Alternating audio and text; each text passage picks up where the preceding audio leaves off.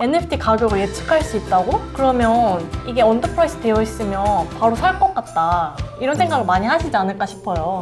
그게 어떻게 생각해보면 맞는 말인데요. 안녕하세요. NFT뱅크의 조이입니다. NFT 업계 최전선에 있는 NFT뱅크의 소식이 궁금하시면 좋아요와 구독 부탁드려요. 오늘은 NFT뱅크 팀원들을 만나보는 인터뷰 시리즈 몇 번째냐? 5번째? 라이커이십니다. 야호! 라이커 안녕하세요. 안녕하세요. 네, 자기소개 부탁드립니다. 네, 안녕하세요. 저는 NFT뱅크에서 데이터 사이언티스트로 근무하고 있는 라이커라고 합니다. 저는 NFT뱅크가 첫 회사고요. 통계학과에서 박사를 마치고 이렇게 NFT뱅크로 같이 합류를 하게 되었습니다. 네.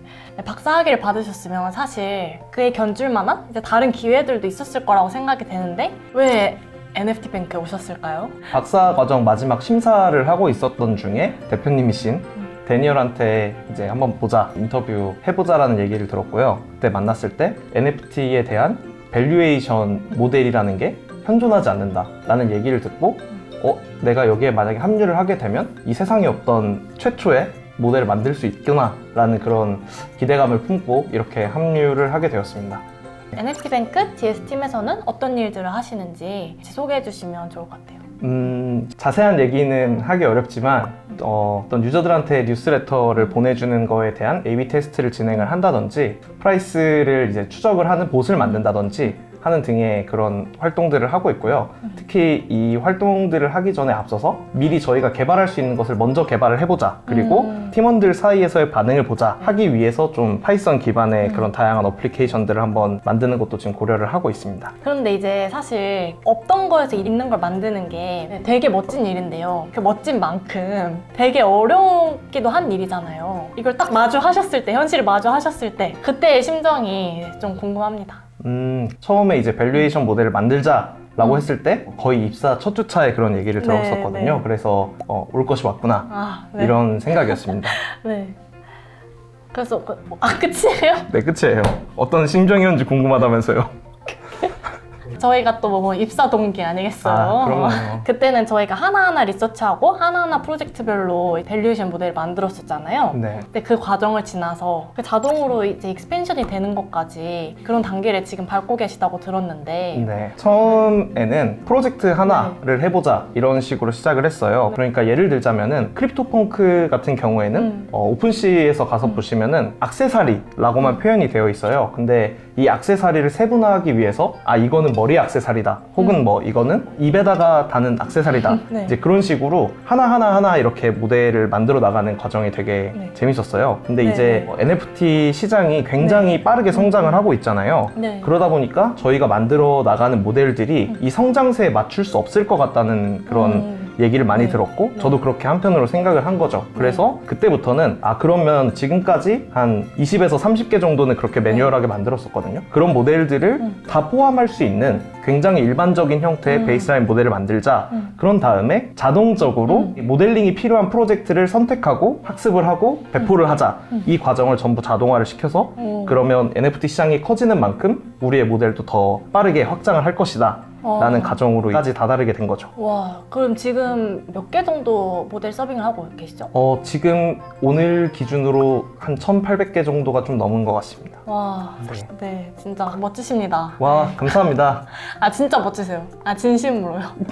아니, 저희 서비스의 네. 핵심 아니겠습니까? 또 그렇게 하면은 저는 뭐 그냥 다 차려놓은 밥상에 그 숟가락을 얹었다. 그러면 이제 보시는 분들이 생각하시기에 NFT 가격을 예측할 수 있다고? 그러면 이게 언더프라이스 되어 있으면 바로 살 것 같다. 이런 생각을 많이 하시지 않을까 싶어요.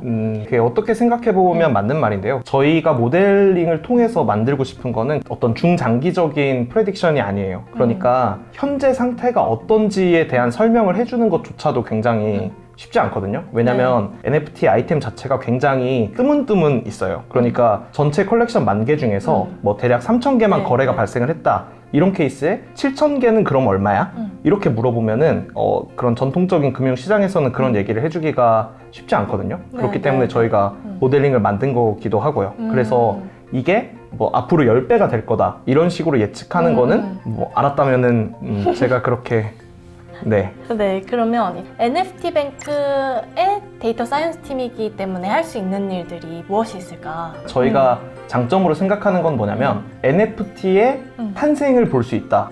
이게 저는 굉장히 큰 장점이라고 생각을 해요. 물론 제가 지금 모델링을 하고 있기 때문에 모델링 관점에서 말씀을 드리면 NFT가 초창기에 나왔을 때 이게 얼마야? 라는 걸 보통 그 콜드 스타트 문제라고 하잖아요. 네. 그때 당시에는 거래가 일어나지도 않았고 아무도 모르기 때문에, 하지만 저희는 그 첫 거래가 발생할 시점부터의 데이터를 다 모으고 있기 때문에 그런 새로운 시도를 할 것들이 되게 많다. 그리고 그 오픈시에서만 발생하는 거래 내역들만 저희 DE팀에서 모으고 있는 게 아니고 그 온체인 상에서 발생하는 모든 거래 내역들을 다 모으고 있기 때문에 네. 룩스레어가 요즘에 그런 자기들이 페이아웃을 하고 있다. 우리 플랫폼에서 거래를 하면은 돈을 더 많이 줄게 라는 그런 전략을 세우면서 워시 트레이딩이 굉장히 많아졌거든요. 네. 유저들이 이제 서로 같은 아이템을 주고받고 하면서 그 볼륨을 계속 쌓아 나가는 거예요.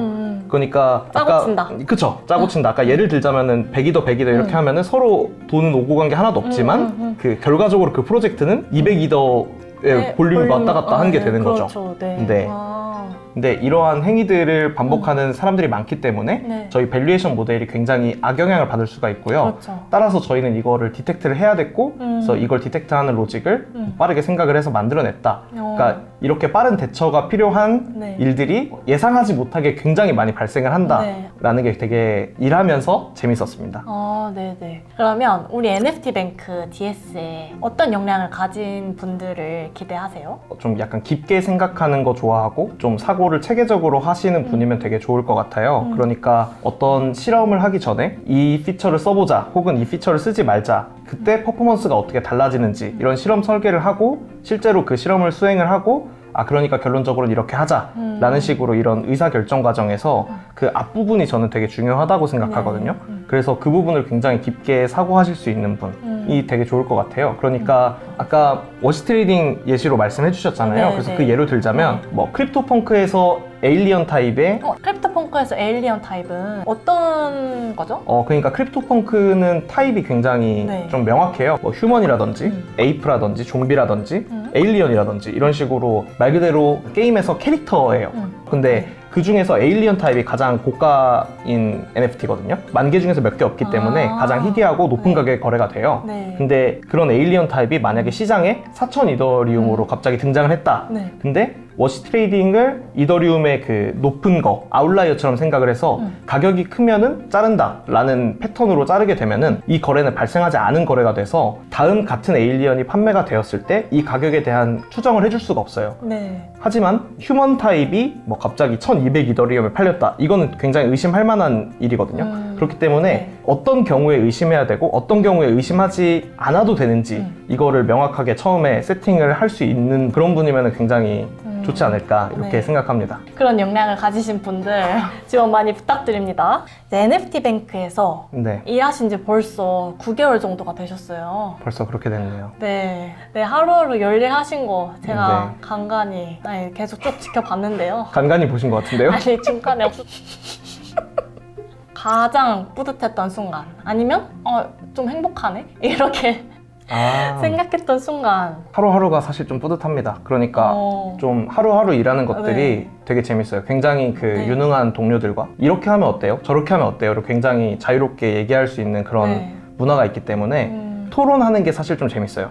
그렇기 네, 때문에 네. 하루하루 우리가 뭔가를 만들어 나가고 있다 이런 게 되게 재밌고 저 개인적으로는 처음에 그 밸류에이션 모델의 지금의 베이스라인 모델을 만들 때 트레이시 가격대 형성하는데 가장 큰 영향을 줄 것이다 라는 가정이 있었어요. 그렇죠. 근데 그 네. 가정이 제대로 모델에 반영이 돼서 동작을 네. 했을 때 그때 정말 재밌었고 네. 너무 많은데요.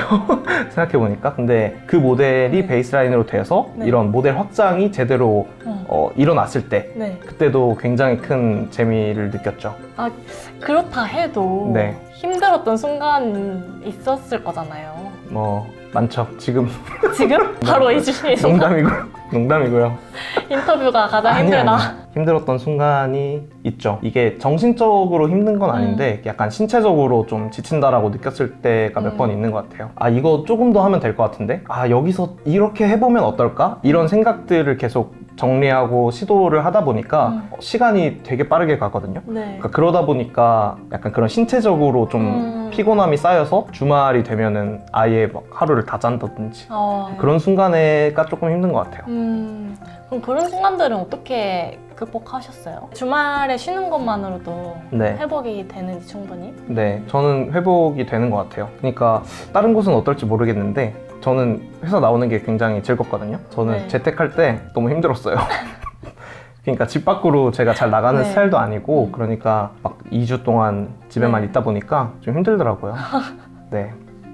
그럼 이제 일에 대한 얘기는 여기까지 하고 네. 취미생활 있으면 공유해 주시겠어요? 제가 또 게임 하는 걸 조금 좋아하는 편이고요. 그런 온라인 게임보다는 네. 스팀 게임 위주로 제가 좋아하는 게임이 조금 있으면 확장팩이 나오거든요. 근데 게임 이름을 밝히긴 좀 그렇고 너무 매니악한 게임이어가지고요. 알겠습니다. 네, 라이커의 최애 게임이 알고 싶으신 분들 갑자기 찾아와 이런다고? 주세요. 갑자기 이런다고요? 네, 오늘 인터뷰 너무 감사하고 다음 인터뷰에 네. 등록해 주시겠어요? 일단 저희 팀이나 데이터 관련 분들은 많이 나오셨으니까 클럽. 네, 다음번에는 클락과 함께 찾아오겠습니다. 네, NFT뱅크나 라이커께 궁금한 점 있으시면 밑에 댓글로 빨리